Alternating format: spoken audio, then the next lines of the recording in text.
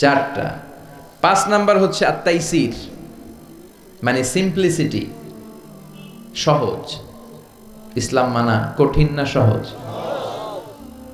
সুবহানাল্লাহ কইবেন না? কোন মুফতি যদি কখনো এমন ফতুয়া দেয় যে এই ফতুয়াটা মানাই যাচ্ছে না, এত কষ্ট, তাহলে বুঝবেন এই ফতুয়ায় ভেজাল আছে। কথা বলেন। মুফতি শুড রিভাইজ দ্য ফতুয়া অ্যাগেইন। মুফতির আবার একটু পড়াশোনা করতে হবে, নতুন করে রিভাইজ দিয়ে ওনার ফতুয়াটা দেয়া দরকার। কারণ ইসলামের এমন কোনো বিধান নাই যেটা মানতে কষ্ট হয়, কারণ ইসলাম মানা সহজ। চিৎকার করে বলেন ঠিক কিনা? Simplicity is the beauty of Islam. সহজীকরণ এটা ইসলামের একটা সৌন্দর্য। অনেকে এত কঠিন করে, এইটা করা যাবে না, ওইটা করা যাবে না, এমনে তাকানো যাবে না, অমনে খাওয়া যাবে না, তা আমি করবো কি? কিচ্ছু করা যাবে না তো করবো কি? ওইটা বল। সহজ। ইসলাম হচ্ছে সহজ। আর দিন ও ইউসরুন লা উসরা ফি, দিন সহজ, এর মধ্যে কাঠিন্যতা নাই। কত সহজ দেখেন।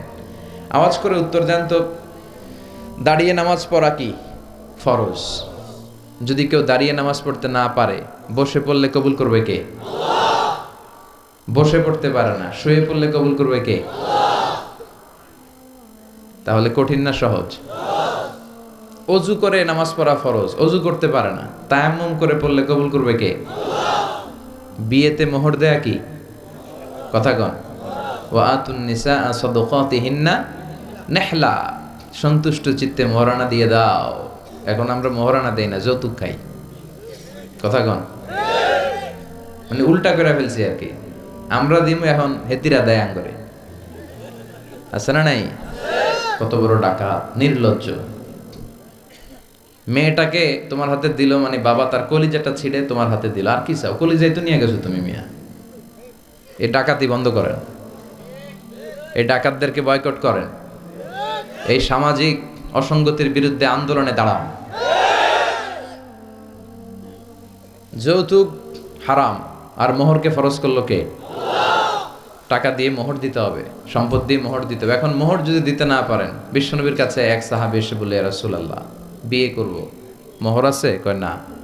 কি আছে? কয় কিচ্ছু নাই। কিচ্ছু নাই মানে? কয় এই তল্লাটা আমার সে গরিব কেউ নাই। তাহলে বিয়ে করবা কেমনে? সাহাবী বলে, বয়স তো বসে থাকে না। বিশ্বনবী বলেন, হ তা তো কথা ঠিক। তো কি করা যায়? তুমি কোরআন পারো? পারি। আর এক মহিলা সাহাবীকে বলল, আমার কাছে ভালো পাত্র আছে, বিয়ে করবে? করব। তুমি কোরআন পারো? কয় না, পারি না। দুজনকে বিয়ে পড়ায় দিলেন। আর মেয়েকে বললেন, মা, তোমার স্বামীর সম্পদ দিয়ে মোহরানা দেওয়ার ক্ষমতা নাই, তুমি কোরআন পারো না, তোমার হাজবেন্ড মাশাআল্লাহ কোরআন পারে, সে তোমাকে প্রতিদিন কোরআন শিখাইয়া দিবে, এটাই তোমার বিয়ের মোহর। কঠিন না সহজ? ইউরিদুল্লাহু বিকুমুল ইউসরা ওয়ালা ইউরিদু বিকুমুল উসরা। আল্লাহ কঠিন চায় না, আল্লাহ সহজ চায়। এজন্য যারাই ইসলাম বুঝাতে যে কঠিন কঠিন বিষয় আপনাদের উপর চাপায়, বুঝবেন এটা মদিনার ইসলাম নয়, বুঝবেন এটা আল্লাহর পাঠানো ইসলাম নয়। মুআজ ইবনে জাবালকে বিশ্বনবী এক জায়গার ইমাম বানালেন।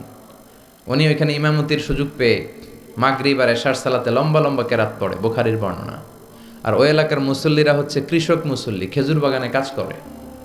তো এরা খেজুর বাগানে কাজ করে হাত পাও ধুয়ে মাগরিবের নামাজে যখন আসছে, আয়েশা দেখে সূরা বাকারা দিয়া ধরছে। কোন সূরা দিয়ে? কোরআনের সবচেয়ে ছোট সূরা, তাই না? তো কতক্ষণ দাঁড়ায় থাকবে এরা? এরা তো দাঁড়ায় থাকতে পারে না। নামাজ টামাজ থুইয়া দিছে দৌড়। নিজেরা নামাজ পড়ে বিশ্বনবীর কাছে বিচার, ইয়া রাসূলুল্লাহ, এমন ইমাম পাঠাইছেন, দেখেন আমরা হইতেছি কৃষক সাহাবী, খেজুর বাগানে কাজ করি, আর ইমাম সাহেব ধরছে মাগরিবে সূরা বাকারা, এশার সালাতে সূরা আলে ইমরান। বিশ্বনবী রেগে গেলেন, মুআজ ইবনে জাবালকে ডেকে পাঠালেন। বিশ্বনবী রেগে ওনাকে বললেন, আফাত্তানুন আনতা ইয়া মুআজ, মুআজ, তোমার কি ফিতনা বাজানোর জন্য এলাকায় ইমাম বানাইছিলাম? তুমি কি ফিতনা তৈরি করছো? খবরদার, ইয়াসসিরু ওয়ালা তুআসসিরু, সহজ করে ইসলামকে প্রকাশ করবা, কঠিন করো না।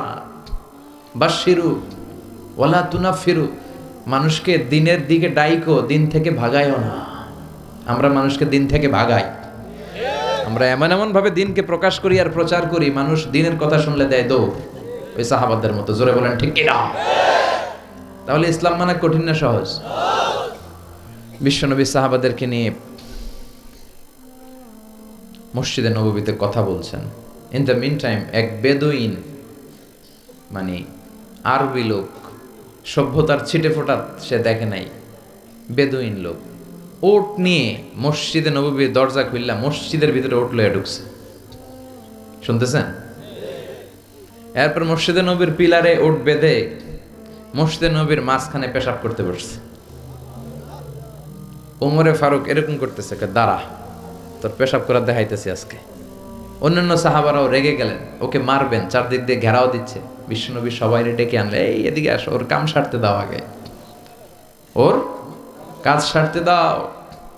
কারণ কত বড় ফিলোসোফার ছিলেন আমার নবী। পেশাব পায়খানার মাঝখানে কাউরে ধমক দিল, ওর পেশাব যদি আটকে যায় ওর এত বড় রোগ হবে, এটা অপারেশন ছাড়া বাঁচানো যাবে না।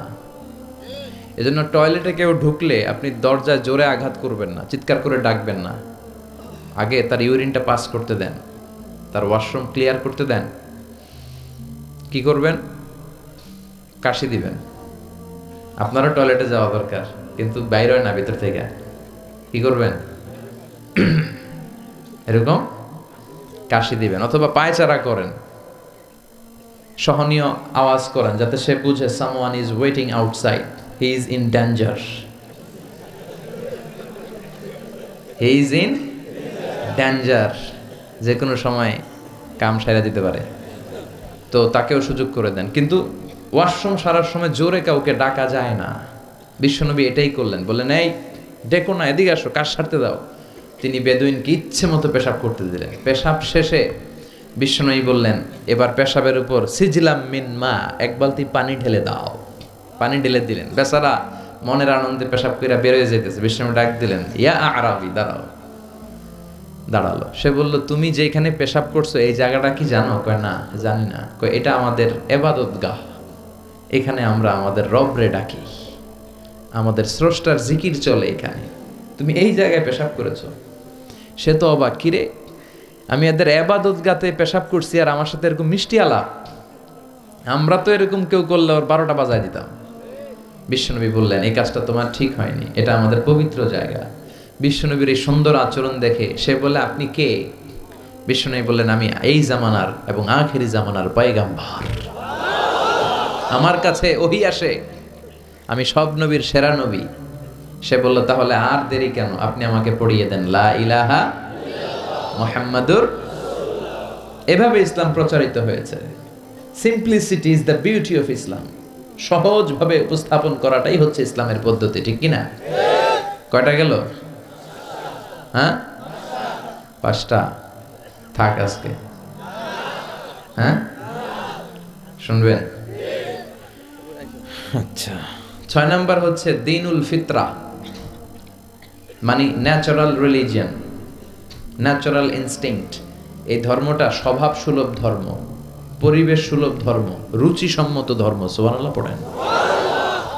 এই ধর্মের এমন কোনো নিয়ম নাই যেটা আপনার রুচির সাথে যাবে না, পরিবেশের সাথে যাবে না, বেখাপ্পা বেমানান, এমন কোনো নিয়ম আছে? কিন্তু পৃথিবীর অনেক ধর্মে আছে না নাই? খ্রিস্টান ধর্মে কেউ অপরাধ করলে ওটারে পানির নিচে চুবাই রাখে, ওদের পবিত্র জায়গার পানি ওটার মধ্যে চুবাই রাখলে ওর সব গুনাহ মাফ হয়ে যায়। এটা কি মাথায় ধরে? ধরে না।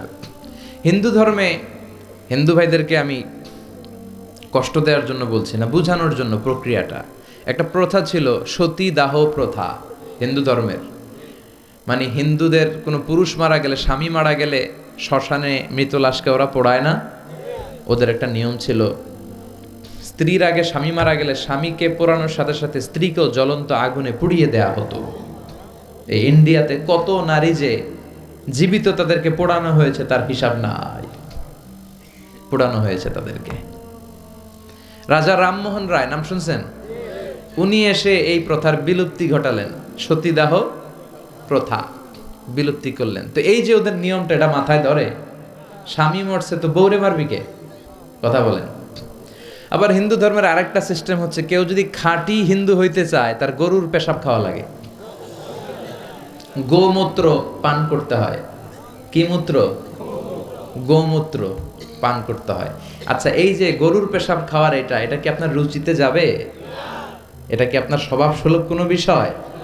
আমাদের ধর্মে এমন কোনো বিষয় আছে যেটা রুচির সাথে যায় না? সুবহানাল্লাহ পড়বেন না? এটা ফিতরাতি ধর্ম। ফিতরাতাল্লাহিল্লাতী ফাতারান নাসা আলাইহা, এমন ফিতরাতে আল্লাহ এই ধর্মটা দিয়েছেন যেই ফিতরাতে আল্লাহ মানুষকে বানিয়েছেন। এই ধর্মের কোনো বিষয় পালন করতে মানুষের কষ্ট হয় না। এটা সমাজসম্মত, এটা পরিবেশ সম্মত, এটা স্বাস্থ্যকর একটা ধর্ম। সুবহানাল্লাহ পড়েন। এবং পৃথিবীর যত মানুষ জন্মায় তারা সবাই এই ধর্মের উপর জন্মায়। বিশ্বনবী বললেন, মা মিন মাউলুদিন ইউলাদু আলাল ফিতরাহ, ইয়ানি ইউলাদু আলাল ইসলাম ফাআবাওয়া ইউহাব্বিদানি ইউনাজ্জিসানি ইউমাসসিরানি, তাকে নাসারা বানায়, মাজুসি বানায়, ইহুদি বানায়। সব বাচ্চারা যখন জন্মায় মুসলমান হয়ে জন্মায়। সুবহানাল্লাহ পড়েন। হিন্দুর ঘরেও যে বাচ্চাটা জন্মায় কি হয়ে জন্মায়? খ্রিস্টানের ঘরে যে জন্মায় কি হয়ে জন্মায়? সুবহানাল্লাহ পড়েন। পরে মা বাবা তারে ইহুদি বানায়, খ্রিস্টান বানায়, নাসারা বানায়। তাহলে এই ধর্মের একটা বৈশিষ্ট্য হচ্ছে দ্বীনুল ফিতরা, এটা স্বভাব সুলভ ধর্ম। আলহামদুলিল্লাহ পড়েন। কয়টা গেল? হ্যাঁ, আচ্ছা, 7 নাম্বার হচ্ছে দ্বীনুল ইলম, রিলিজিয়ন অফ নলেজ। এটা জ্ঞানের ধর্ম, নলেজ বেসড রিলিজিয়ন। এই ধর্মে সবকিছু জ্ঞানের উপর ভিত্তি করে। সুবহানাল্লাহ পড়েন। মানে এই ধর্মে ঢুকলে তার পড়াশোনা করতে হবে, পড়াশোনা ছাড়া তার বাঁচার উপায় আছে? এই ধর্মের যে শ্রেষ্ঠ কিতাব কোরআন, এই কোরআনের প্রথম বাণীটা কি বলেন? ইকরা মানে কি? আল কোরআনের প্রথম বাণী পড়ো, আল হাদিসে নবীর কথা পড়ো, পড়ে পড়ে শেখো, শিখে শিখে তুমি তোমার নিজের জীবন গড়ো। সুবহানাল্লাহ পড়েন।